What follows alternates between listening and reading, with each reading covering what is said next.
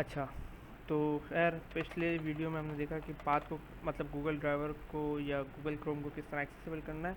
अब इस वीडियो में छोटा सा इंट्रोडक्शन देख लेंगे कि एलिमेंट्स हमारे पास कौन कौन से हैं, किन एलिमेंट्स के साथ हम अपनी वेबसाइट को या किसी भी फॉर्म को इंटरेक्ट इजीली करवा सकते हैं। अब इसमें अपनी वेबसाइट के थ्रू अगर मैं इंस्पेक्ट पर आकर चेक करता हूँ और मैंने अपने इस फॉर्म को फिल करवाना है, सबसे पहले मैं चेक करूँगा कि हमारे पास सबसे पहले आईडीज़ क्या क्या हैं। से अगर मुझे इसका क्लास चाहिए, मतलब इस इनपुट टाइप को मुझे एक्सेस करना है। अच्छा, वेबसाइट वर्डप्रेस पर है तो, और ये फॉर्म कॉन्टैक्ट फॉर्म बना हुआ है तो आईडी मेरे ख्याल से शायद जो इसकी बिल्डन है वो उठाएगा, या तो फिर क्लास लेना पड़ेगा या नेम से। अच्छा, अब CSS सेलेक्टर कितने टाइप के हैं? CSS सेलेक्टर हमारे पास जो है, आपके पास एक आईडी है, नेम है, क्लास है, एक्सपाथ है, फुल एक्सपाथ है, और इसके अलावा CSS सेलेक्टर है। ठीक है। अच्छा, इन सब में डिफरेंसेस जो मुझे सबसे अच्छा लगता है कि जो मैं यूज़ हमेशा करना चाहता हूँ कि अगर कहीं भी मुझे कोई भी फील्ड में अगर कोई आईडी मतलब किसी भी फील्ड को एक्सेस करना है तो सबसे बेहतरीन तरीका उसका ये होता है कि मैं उसकी आईडी ले लूँ। आईडी लेने का ये एक फ़ायदा है कि आईडी हर एलिमेंट की अपनी यूनिक होती है। एक तो वो रिपीट नहीं करेंगे, क्योंकि अगर CSS क्लास अगर किसी चीज़ की रिपीट हम कर रहे हैं ना, तो वो माइट पॉसिबल किसी और पेज पर या किसी और फील्ड में सेम पेज पर भी वो यूज़ हुई हो। तो आईडी सबसे यूनिक रहती है हमेशा। अच्छा, अगर आईडी नहीं मिली तो फिर नेम से मैं चेक करता हूँ। नेम ना मिले फिर मैं CSS क्लास पे जाता हूँ, मतलब CSS क्लास जो लिखी हुई होती है। फिर उसके बाद मैं एक्सपाथ पर जाता हूँ और फुल एक्सपाथ पर जाता हूँ। अच्छा, अब और CSS सेलेक्टर एक इस तरह का ही, जब करेंगे कॉपी तो ये CSS सेलेक्टर को भी कॉपी करेगा, कॉपी सेलेक्टर। अब वो किस तरह उठाता है वो देखते हैं। अच्छा, अब फुल पाथ और एक्स पाथ में क्या फ़र्क है? अब फॉर एग्जांपल अगर मैं सी का फुल पाथ लेना चाहता हूँ, एक्स पाथ लेना चाहता हूँ, सॉरी, एक्स पाथ क्या करता है, जो इसकी पर्टिकुलर डिव है ना, इस जिस डिव के अंदर ये बना हुआ है उसकी पूरी क्लास उठा के लाएगा और फॉर्म के साथ बता देगा, या कहीं भी लिखी हुई होगी वो चीज़, तो ये इजीली उसको उठा के लाएगा। अब फुल एक्स पाथ क्या करेगा, अब जितनी बड़ी डिव है, जिस डिव के अंदर ये सब कुछ पड़ा हुआ है वो पूरी डिव का उठा के ले आएगा। अब फुल एक्सपाथ हम जो यूज़ करते हैं प्रेफरेबली, अगर मैं उसको प्रेफर फुल एक्सपाथ को कभी कभी यूज़ करने की वजह ये होती है कि आई फ्रेम्स जो है ना, आई फ्रेम्स इतनी जल्दी इजीली इंटरेक्ट नहीं हो सकते, या उसको इतना आसानी से हम जो है ना फॉर्म पर टेस्ट नहीं कर सकते थ्रू ऑटोमेशन। तो उसके लिए कभी कभी फुल एक्सपाथ और एक्सपाथ की ज़रूरत पड़ती है, और वो डिपेंड करता है कि सिनेरियो क्या चल रहा है।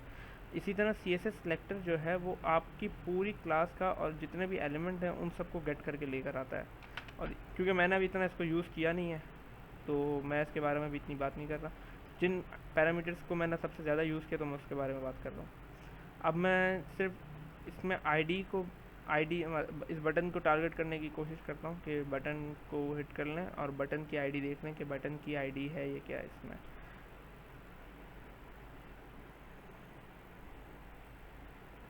बटन की आईडी नहीं है, बटन की क्लास है। अच्छा, अब थोड़ा सा यहाँ पे एक चीज़ ये भी समझनी है कि अगर आपको आईडी नहीं मिल रही है और क्लास मिल रही है, और उस क्लास को भी थोड़ा सा आपको पढ़ने की ज़रूरत है कि वो क्लास जो लिखी है वो किस सेंस में लिखी गई क्लास।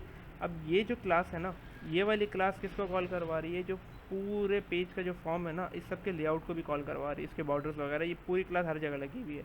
अगर मैं ये CSS क्लास पूरी उठाता हूँ और हिट करने की कोशिश करता हूँ, ये कभी भी हिट नहीं होगी, एरर देगी। अब फॉर एग्जांपल अगर मैं करके आपके सामने दिखा दूंगा, अगर मैंने पूरी क्लास को ले लिया आपके सामने, find element by class name, जो इवेंट है वो कॉल करवाऊंगा क्लिक का, क्योंकि मैंने इस पर क्लिक करवाना है और मैंने इसे रन कर दिया है। ये अच्छा खासा पीछे जो ना एरर देने वाला है,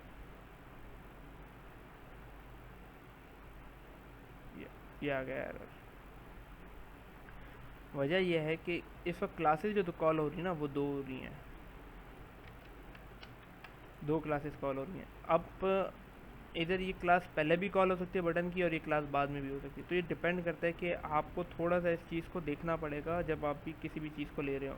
मतलब किसी भी क्लास को अगर आपने टारगेट करना है, ठीक है, तो वो थोड़ा सा उस क्लास को नेम देखना पड़ेगा और सेंस देखना पड़ेगा उस क्लास का सेंस क्या बन रहा है। अब इसको रन करते हैं, क्योंकि पहले मैंने हटा दिया, वो फॉर्म की भी क्लास थी उसमें।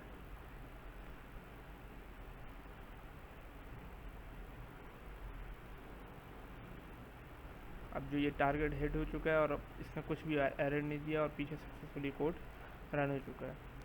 अगर इससे पहले मैं एक चीज़ और दिखा दूँ आपको कि ये चल रहा था बटन या नहीं। फाइंड एलिमेंट बाय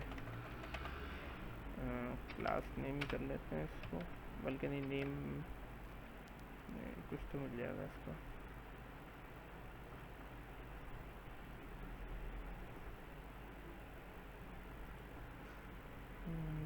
नेम मिल गया, योर ईमेल।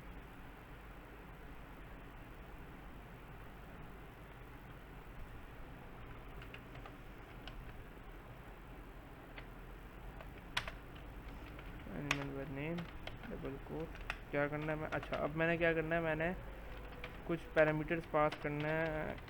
सेंड कीज़ का कीवर्ड है जो यूज़ होता है पैरामीटर्स को पास करने के लिए पाइथन के अंदर। बाकी डिफरेंट आईडीज़ के अंदर जावा सी शार्प के लिए सिंटैक्स कुछ अलग है।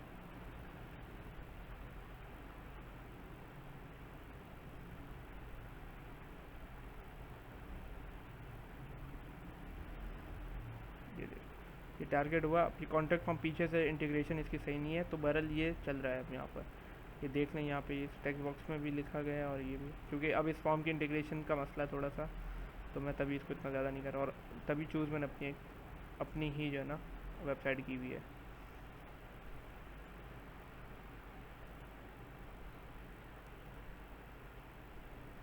अच्छा, इसके साथ एक और चीज़ दिखा देता हूँ। फेसबुक से आपको अंदाज़ा हो जाएगा कि फेसबुक पर आईडी को किस तरह लेते हैं। फेसबुक बटन की जो आईडी है वो है सबमिट, नहीं बटन आईडी का इसकी नेम है, इसकी CSS क्लास की, क्योंकि इसकी टाइप चेंज हो रही है। अच्छा, ये ली ना, आईडी ले ली और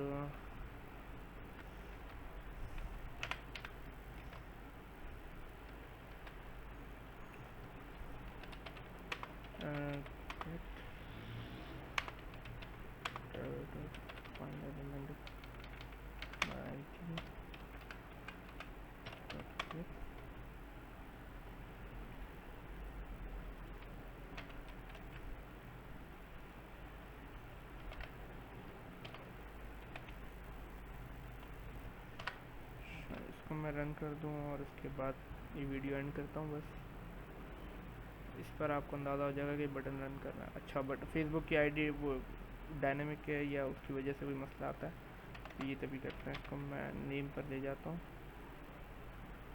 इसकी नेम पर आईडी क्या है, नेम लॉगिन।